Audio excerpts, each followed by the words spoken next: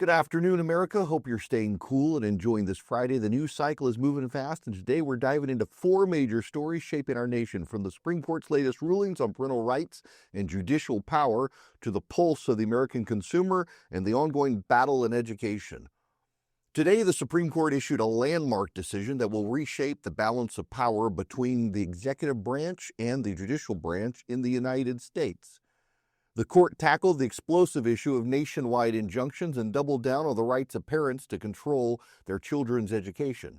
The court ruled that lower federal courts likely exceeded their authority when they issue universal injunctions, orders that block presidential policies nationwide, unless those injunctions are absolutely necessary to provide relief to the parties directly before the court. In Trump versus Casa, the justices held that universal injunctions possibly exceed the grant from Congress for equity cases. The court hinted parties should file class action lawsuits instead of seeking universal injunctions.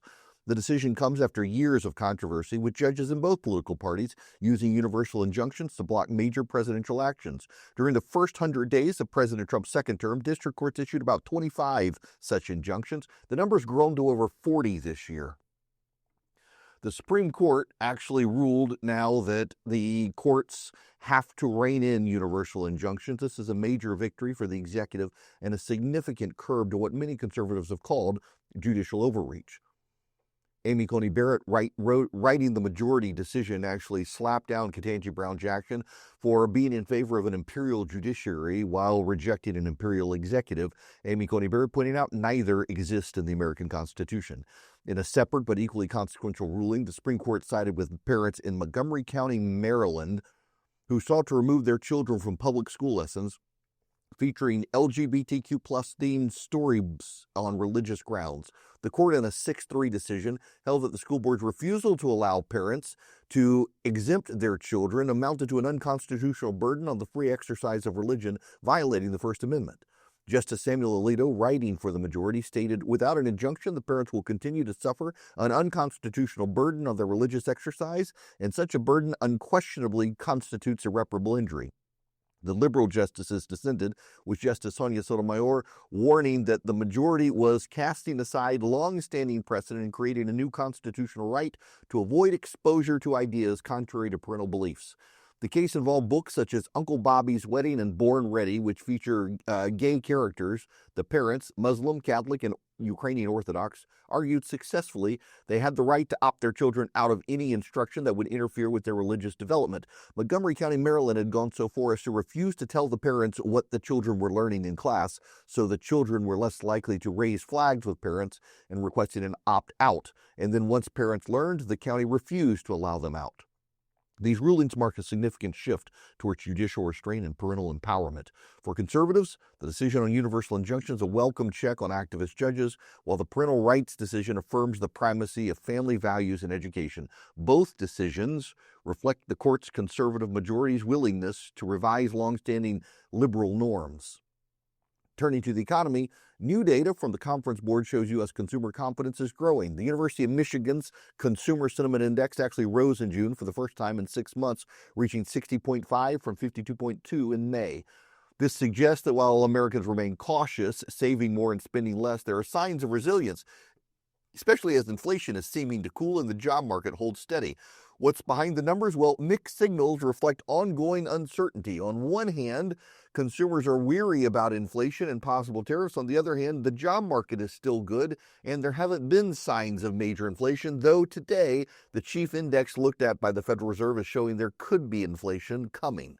Economists are watching closely to see if this is a temporary blip or the start of a new trend. For now, the message is clear. Americans are being careful with their money, but they haven't lost hope. Conservatives, I'd argue this is cautious optimism, and it's a healthy sign. Families are prioritizing stability and actually saving money right now. Public education is at a crossroads, and the debate is heating up in Washington and across the country with Democrats. According to a recent Wall Street Journal analysis, Democrats are deeply divided over how to respond to growing pressure on public schools, pressure coming both from internal reform challenges and conservatives. Public education is facing the perfect storm: declining test scores, rising absenteeism, and intense scrutiny over curriculum and funding. Republicans, now in control of the White House, Congress, and most state legislatures, are pushing for reforms such as school choice, voucher programs, and stricter oversight of curriculum. The Supreme Court's decision today on parental rights is just the latest example of the trend. Schools are now required to accommodate parents who object to certain lessons on religious grounds, a move that could complicate classroom logistics, but it's good for families. Democrats are struggling to find a unified response. Some want to defend public schools at all costs, while others are open to compromise on issues like school choice and curriculum transparency. The debate is further complicated by budget cuts, with the Trump administration proposing to eliminate billions in K-12 funding. The stakes couldn't be higher. Public education is a battleground for competing visions of America's future. Conservatives argue parents should have more control over their children's education. Progressives warn that these reforms could undermine public education and exacerbate inequality.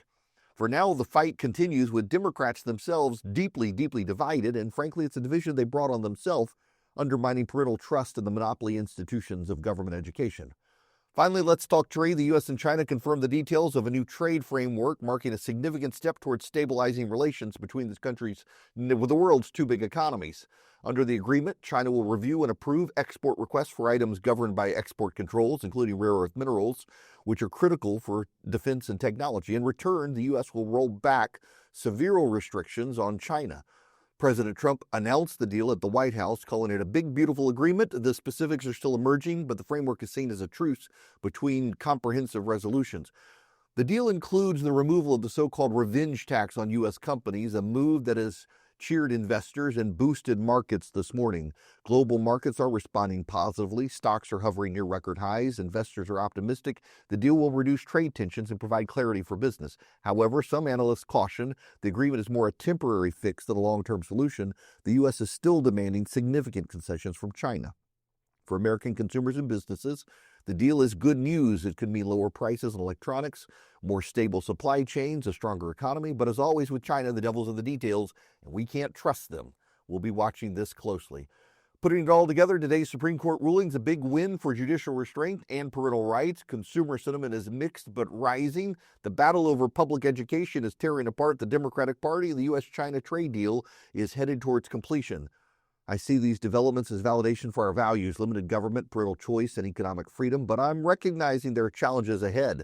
The fight for the soul of the education system and the country is far from over, and the global economy remains unpredictable.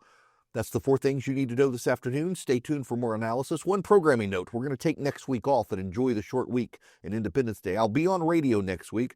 We'll be back with the podcast on Monday, June 7th. Until then, stay informed, stay engaged, and please keep the faith.